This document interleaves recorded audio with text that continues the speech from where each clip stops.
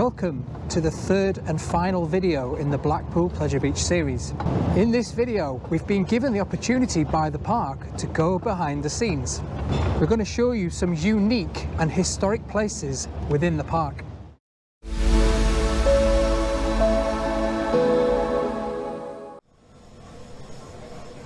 Our first stop of the day is in the engine room of the historic Hiram Maxims flying machines built in 1904.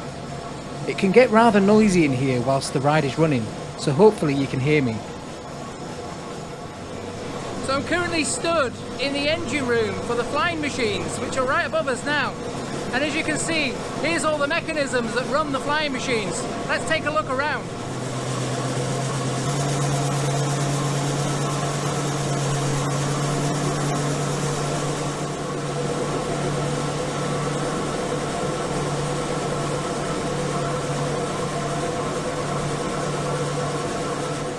Just seen the motor going round for the flying machine. So what it does, and Andy, this is Andy by the way, from the Pleasure Beach, he was just telling me that the motors basically speed the ride up to full speed, and then as soon as it wants to stop, the motor cuts out, or the power cuts out.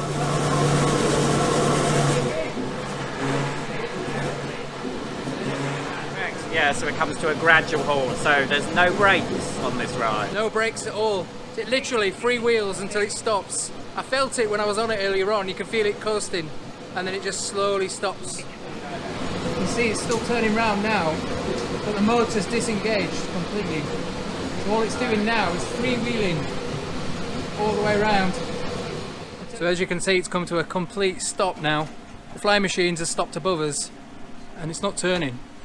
So we've got two drive motors, which are both electric, and they're turning these wheels. And you can obviously see the ropes, and the ideal condition for the ropes is that you want them to be in good condition, a little bit taut. Apparently, now this ride obviously opened in 1904, so it's one of the longest running rides, we think the longest running continuously operated ride in Europe.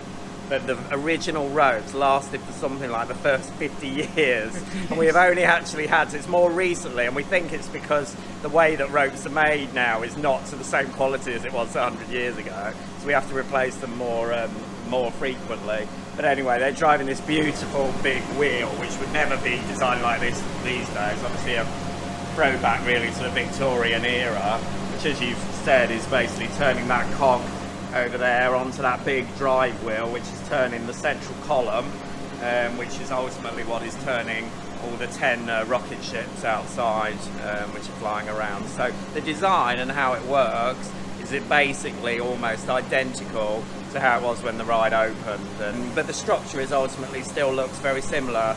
I mean, it is a bit like Trigger's broom because, you know, the cars have changed over the years and become more like rockets and so on and so on. Obviously, we changed the cables, we changed the beams, the supporting beams outside as well. And then some other sort of cool things, I guess, about this are that although the operator now basically starts the ride and it is computer controlled in that, so it's running for a certain amount of time and then coming to that stop as we mentioned before. But in the olden days, it used to be operated like this. I mean, this is very similar to a tram controller, but you can see the operator had a lot more control then because they could actually change the speed, the different speeds and so on of the ride. Whereas now, in order to run the ride, they simply press a button to start the ride cycle. It's nice. Now, did these motors used to be steam powered? No, it's always been electric. Always been electric. Yeah.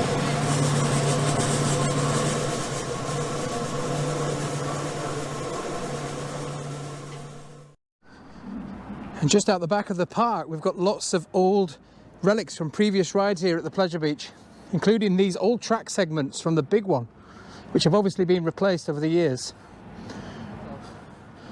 And also some old monorail cars. Do you remember these? I remember sitting on this going around the park many times.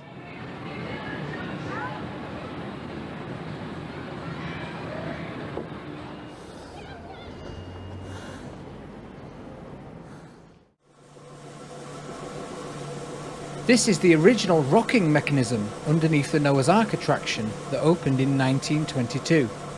It slowly rocks the boat back and forth.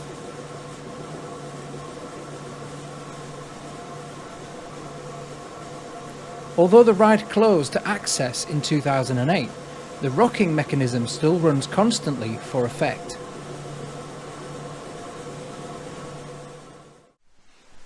So we made our way over to the Big Dipper. Here's an eerie empty station. And we're about to climb the lift hill on the Big Dipper. And I'm all geared up, as you can see. Got my harness on. I'm not nervous because it's not that high. The big one, no chance. This is okay. But you can see a nice empty station there. And we're currently stood with the brake on. We're about to head up there.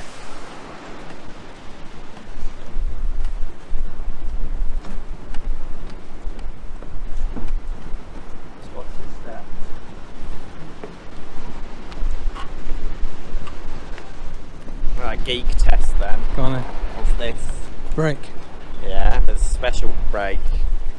Trim brake. Yeah, kind of, yeah. It's called the check brake. Check brake. And then you see, obviously down in the hut, Yeah. in the control box down there, you can see the handles for the different, for the brakes, because they are still manually operated. Yeah. And so it's relying on the member of staff in there pulling the correct brake at the correct time, and they actually stop the train. But what the check brake does is it takes the oomph out of the train basically, so it slows it down, but it's set each day depending on what the weather is. So if the weather changes dramatically, like I guess it has done today, Yeah. then they might come down and change the check brake, and that's all to do with the operator will notice it's coming in faster or slower. But then once it gets down to there, the unload area, it's reliant on it being stopped by the operator, unloaded. The operator then uses those to move it forward into the load area, ready for it to be loaded and then dispatched. There is a block braking block system rather in place on this ride, which is actually as part of the lift hill. So sometimes when we're running a 2-train operation and you see the train stopping halfway up the lift, that's because we're waiting for the other train to be moved from unload into the load position. So you've always got that separation of trains.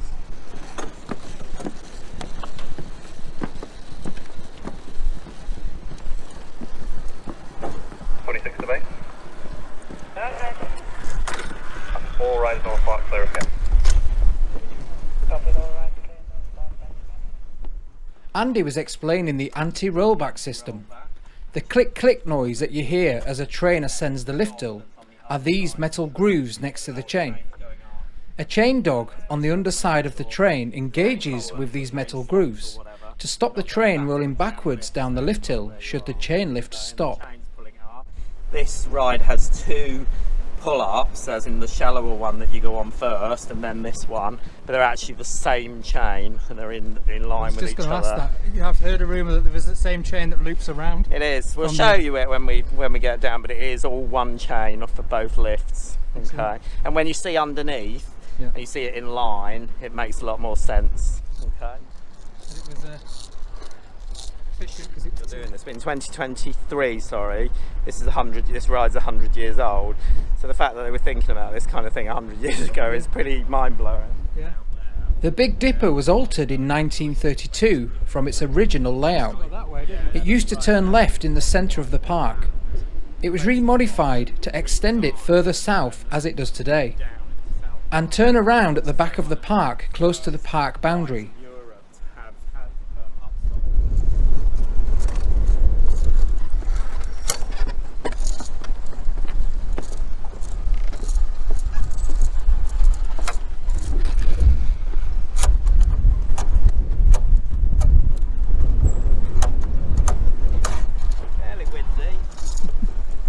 If you work here, you have to pick a side. You're either team onion or you're team droplet. Oh. And it depends. I'm team onion. But, I did make a comment about this ages ago, and I can't remember what I said. I said it was a flame. Oh dear, no. I said it looked like a gas flame. It's definitely an onion. Could well be an onion, yeah.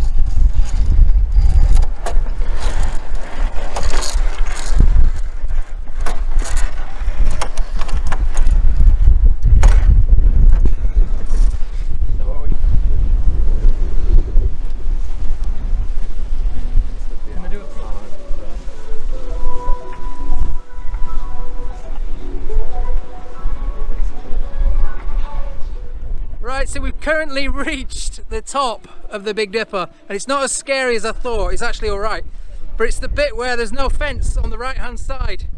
I'll just show you now. This is the scary bit because there is no railing here at all. As you can see, we've got the famous Big Dipper sign there,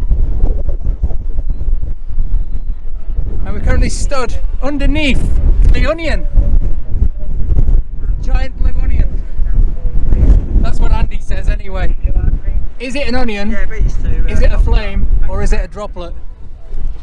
But yeah, this is a fantastic view of the park here. You get a great view.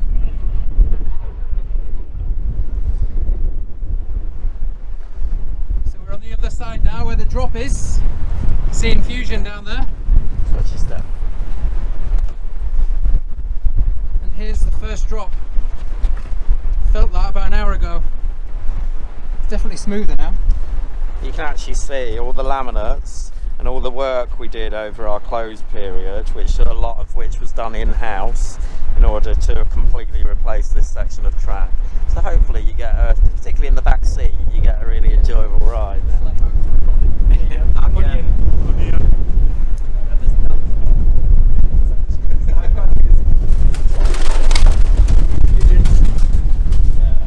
This is inside the onion on top of the Big Dipper. It's just a nice structure to hold it.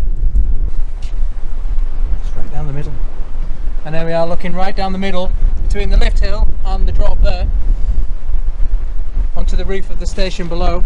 See, what's clever about this ride is the station's directly underneath the lift hill and the drop, so you literally loop around underneath. And the little section that you swoop around over there used to have a tunnel on it as well, but I'll show you that when we're down there. Yeah, the lift hill swoops around the top of the station and then you're straight down. Charged up an extra. It's close above the track there. We are now making our way back down the lift hill. We are now going to venture underneath the lift hill and into the tunnel that leads back to the station. So we're making our way to the bottom of the lift hill again, but this time we're going underneath the brake run, so we're going round to the turnaround. So here's the start of the chain lift there. You can see the cogwheel, the giant cogwheel, as it heads all the way up there. But like Andy said, it is reused, this chain, because the lift underneath here that brings it out of the station, it also wraps around that. But we'll see more of that further out. So we're just saying to Andy, this turnaround section here, and he confirmed it used to be in a tunnel. I remember seeing a picture of it from over there, and this was boxed in many years ago.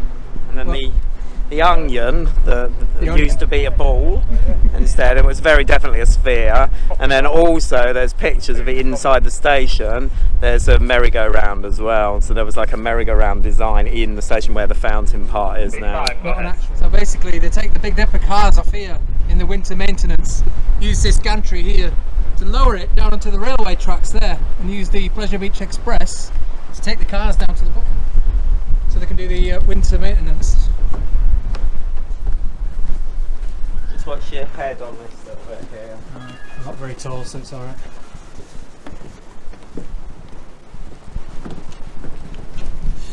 See the lift hill motor down there.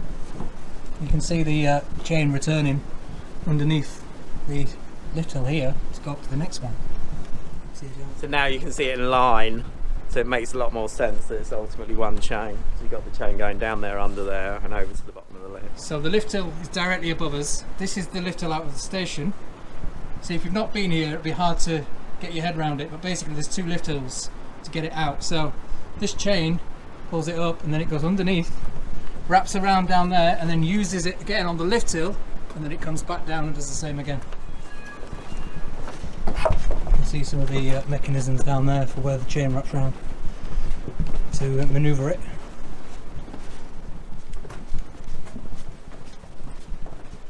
You can see the chain disappears across there into the engine room down there. So we're currently entering the tunnel, which is what you would see coming this way.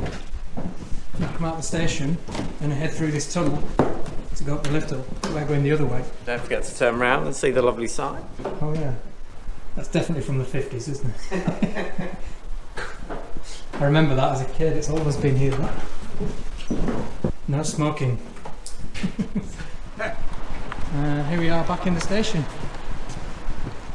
So we've just finished our climb up the lift hill.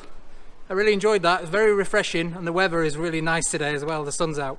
Bit cold, but the sun's out. So here we are in front of the Big Dipper train. Normally I wouldn't be stood here anyway. But yeah, what an amazing time going up there. And I hope you guys enjoyed it as well. Well, there you go. I hope you enjoyed that. A big thank you to the guys. We've got Andy behind us, and Derek and Nathan as well, and also Stephen from the Pleasure Beach. The Pleasure Beach have asked me to mention that they do run special tours on some of their rides. You can walk the woodies and also climb to the top of the Big One lift hill. You can find out more information and book a tour on their website. The link will be in the video description below. Well, I hope you enjoyed our look at the 125 years of history here at the Pleasure Beach. It's been an absolutely fantastic day. And a big thank you to all the staff and the park for inviting us down today. But once again, a big thanks to the park for having us down. I hope you enjoyed the video. I'm going to go do some more research on these roller coasters. Thanks for watching. I'll see you next week. Bye.